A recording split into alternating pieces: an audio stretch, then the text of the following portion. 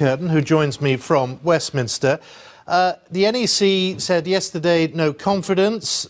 You are one, I think, now of 11 people who've left the front bench of the party. This is a mess, isn't it? Well, it's extraordinary situation. Everyone expected Henry Bolton to be, a figure of stability when he came into the leadership in September. But we just had one debacle after another this year in January, and I think it's not just the NEC that's lost confidence in him. It's not just the spokesman in his team who've lost confidence, but the party membership as a whole, the people in the grassroots. And there's so many letters and emails going around to me and other people who had senior positions in his team saying, he's got to go. We don't like what he's done.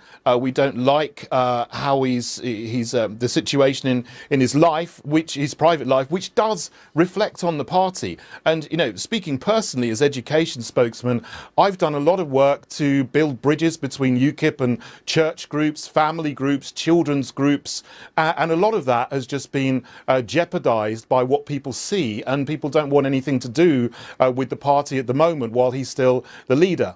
What specifically was it that happened that made you think I can't work with this anymore? As I said, the work I've been doing as an education spokesman, in the London Assembly as well, is to try to build links with other people in the community, to try to improve UKIP's image in a way. We have so much purpose in UKIP. I know that's what you've been doing, but what was it about him?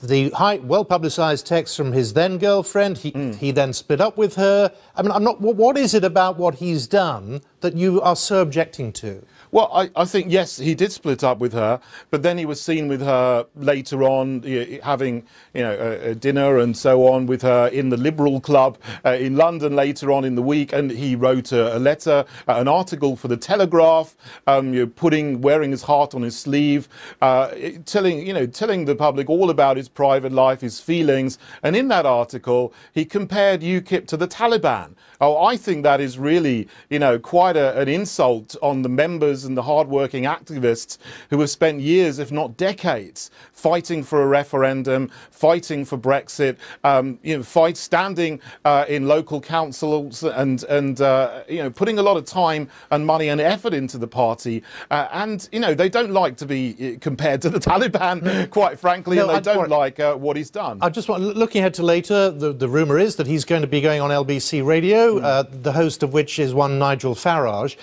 He's taking a phone in. If you ring in, what's your question to him?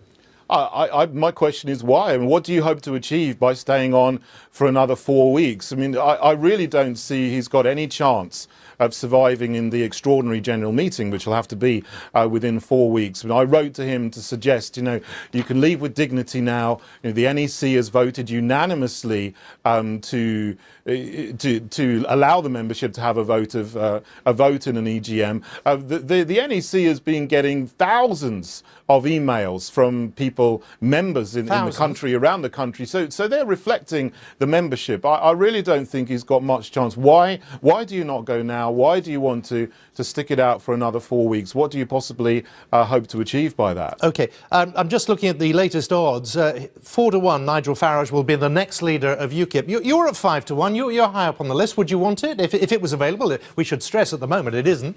Well, it's not available. Obviously, there is the small possibility, in the EGM, they will vote to keep him on as leader. I can't see that happening. Look, if there was another leadership contest, I would certainly consider throwing my name into the ring, into the hat again. So I've done so before. I came third in the previous leadership contest. I believe in this party. I believe we still have immense purpose for Brexit and for beyond. Brexit is under threat at the moment. You have Nick Clegg has written a book called How to Overturn Brexit or something of that nature. It's the most popular book among MPs and among the Lords in Parliament. There's a lot of attempts to overturn it. We need to get our act together to start putting the message that we are going to be a successful and prosperous country. We need either a good deal for the country or it's better to leave with no deal rather than a bad deal, which is that message has been lost because all the focus over the last couple of weeks has been on Mr. Bolton's private life. There's been nothing about Brexit. There certainly hasn't been been anything about education or health or defence or anything else that's going on in the country. David Kurten, thank you very much for your time. You didn't frankly have the balls to put country before party.